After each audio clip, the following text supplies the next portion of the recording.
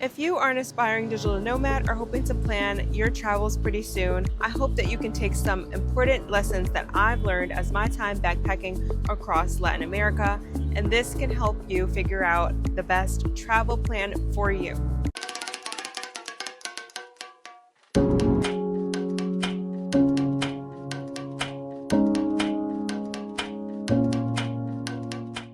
I have flown multiple times solo, and I've gotten into a lot of different sticky situations, definitely around flights and things like that. So I have a lot of feedback that I really wanted to get on here and share with you guys, because this can be a big, heavy stressor for us people who are constantly traveling.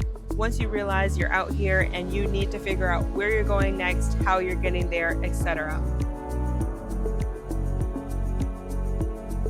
So the first thing that I do is I always start broad. When I do my flight search, I try to look months in advance and try to look at a lot of opportunities and possibilities for flight dates. So to check this, I use Skyscanner. Skyscanner is a really great website that I've used for years, and it tells me all the different airlines that have different prices, all the different flights that I could take, all the different routes, and multiple different days. And so I use this not to book anything right then, but definitely just to understand what are my opportunities here and kind of feel a little bit more flexible in the planning phase, not booking right away. So once I see a few routes that I really like, I then go to Expedia, because they have a really cool tool that is the flight price drop alerts. They send me constant alerts about when a flight that I've been looking at has dropped prices on whichever airline that I'm looking at, and also it can tell you a variety of days. So all you have to do is save the search that you did on there, and it will start sending you email updates. And I use these and I look at these while I'm planning months in advance, like I mentioned, to make sure that the day that I'm going is the best for me, the price that I'm spending on that flight is the best. And once I see one that's really low compared to the other prices that I've been notified, then that's kind of the one that I stick to. Whenever something drops, you will know. And this is a great tool to use. So I hope that you guys check out Expedia. Next, what I personally like to do is I sync my flights with Payday. So this is kind of unique to me as a traveler, because I am traveling with debt. I'll be honest, I'm moving around and I am not totally financially flexible, so I have to figure out how to make sure that I am still providing for my needs and making everything happen while constantly moving around. So aside from the long-term travel, which I do, and you can check out more on my channel, what I like to do is organize my flight days for payday. So if I'm getting paid on a Friday, then I will book my flight for either that Sunday or Monday. That's just kind of how I like to travel. And then I do usually like to go on Mondays, Sunday, Mondays, or Tuesdays, because the airport is usually super empty, like no matter where you go. And then I can start fresh, clean slate, organize my budget.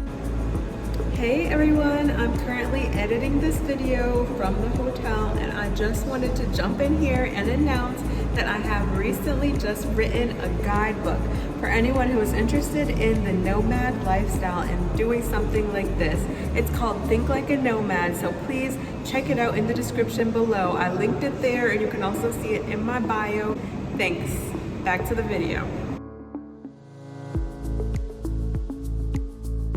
The next thing that I like to do is have some decision boundaries. So this is kind of personal, but I really hope that you guys can understand why it's important to have boundaries with yourself also. If you're someone like me who gets easily overstimulated, you will understand the value in narrowing down your choices to maybe 2 or 3 options.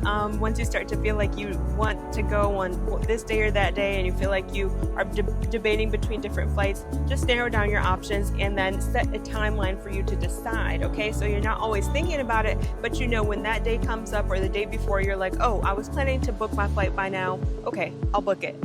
You know, and then leave it. I know when a flight fits because it'll be within budget, within the timing that I expect to be traveling, and it also fits my energy level of that day that I'm expecting. So, you know, I don't book super late in the evening flights, more midday or maybe early, because I have a lot of energy when I'm traveling because I get super excited, so I'm ready to get up early. But if you know who you are and if you're an early bird, whatever, then definitely be aware. Always, always, despite the price, that is the most important thing, is that you have the energy for this amount of travel that you are getting ready for.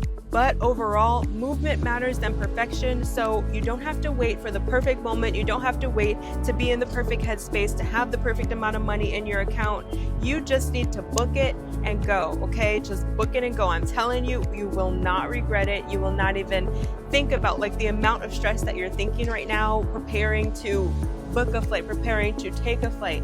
It's all gonna be like a drop in the water once you actually get going, because I promise it's not as scary as it seems. You will be so thankful that you followed through.